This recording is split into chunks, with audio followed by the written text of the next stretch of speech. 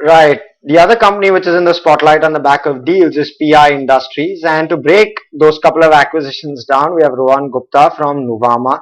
Hi, Rohan. Welcome to the show. I'm Harsh with you. And a couple of quick questions. What, firstly, does these couple of acquisitions and the foray into pharma mean for PI Industries as a whole, as a general, as a company? Thanks for having me on. So Harsh, this has been long-awaited deals from PI. They have been continuously screening opportunities in pharma space since last 3 to 4 years. They were already sitting on idle cash with the money raised through QIP. They also had an unfortunate event where they tried acquiring Institute, but because of the technical reason, the deal couldn't go through. So it has been actually a big overhang on the stock, and that's why the stock was languishing. PI's foray into pharma through these two acquisitions actually going to help the company in terms of replicating their success stories, what they have done in agrochemicals. With these two acquisitions, they have got access to CDMO business of pharma. They have also got some of the ready intermediates which are already going into pharma industries. They have assets now in US, in India, and also in Italy. That's what gives them access to the global markets as well. I think it's a fantastic deal, and the most important part here is the attractive valuation at which they have been able to seal the deal at 4.2x EV/EBITDA. In my view, it is very very lucrative.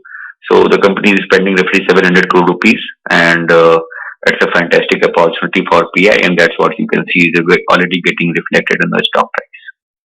Absolutely, Rohan. Surely getting reflected in the stock price today as well. And they're being more number footed this time as well, in terms of the spending coming in. Rohan, this is Winnie joining in, and what I want to understand is, the CDMO segment. Now, when you talk about that, that's a bit of a competitive space as well, and we've seen a lot of players increasing in terms of capacity there. So, how do you think that would work out for PI Industries? Would they be having to spend more as well in terms of, increasing their capacities, investing more here as well then? So Vinny here, yes, I will agree partially with you that pharma space is slightly more competitive. Just not only CDMO, but even APIs and CDMO in pharma is slightly more competitive than agro. In agro, definitely PI has been having a leadership position and enjoys a very high asset turn and ROC. Now, whether they can really replicate all the success story which they have been enjoying in agro in pharma, I think it's going to be slightly difficult.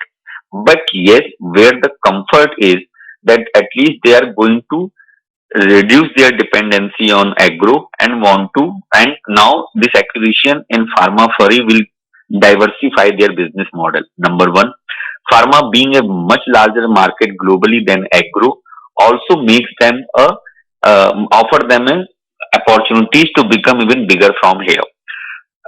In terms of the margin profile and the competitive intensity of the CDMO or in general pharma space, we have yet to see that how this company will be able to capitalize on their existing chemical efficiencies, chemical manufacturing capabilities. Even if half of them they are able to drive here, I think that they will be able to enjoy a better margin than other. Right, Ron. And one is the competitiveness of PI Industries. The other piece is with regard to margin accretion and synergies. So, if I can delve on that one, how quickly do you think the integration will kick through? That's point number one. And point number two is, will this be EBITDA margin as well as PAT accretive for the company? First of all, even the looking at the existing numbers itself, because as I mentioned that the valuations are pretty attractive, they have been able to get the deal at 4.2x EV/EBITDA. This deal is already EPS accretive on the existing numbers itself, what the company has shared for FY22 for these two acquisitions. Going forward, if we and in my view, it is roughly 7 to 8% EPS accretion and the existing number. If we factor synergistic benefit and the further growth on these acquired companies over the next couple of years, in my view, the contribution from these acquisition even can go to roughly 12 to 15% over next 2 years. So definitely, it's a very attractive deal and EPS attractive already for the company. Second, in terms of the question which you asked, that the EBITDA margins and the synergistic benefit. So right now the margin profile of these two companies is already close to 22 to 23% EBITDA margin. One company has a TRM which has a roughly 25% EBITDA margin, and the company based out of and Archimica, which is based out of Milan, Italy, is roughly 15% EBITDA margin. Okay, Rohan, thank you so much for giving us your time this afternoon and understanding on PI industries as well. And thumbs up coming in from you as well. But on that note, we're going to slip into a short break. Viewers, don't go anywhere. We'll be back with more news updates.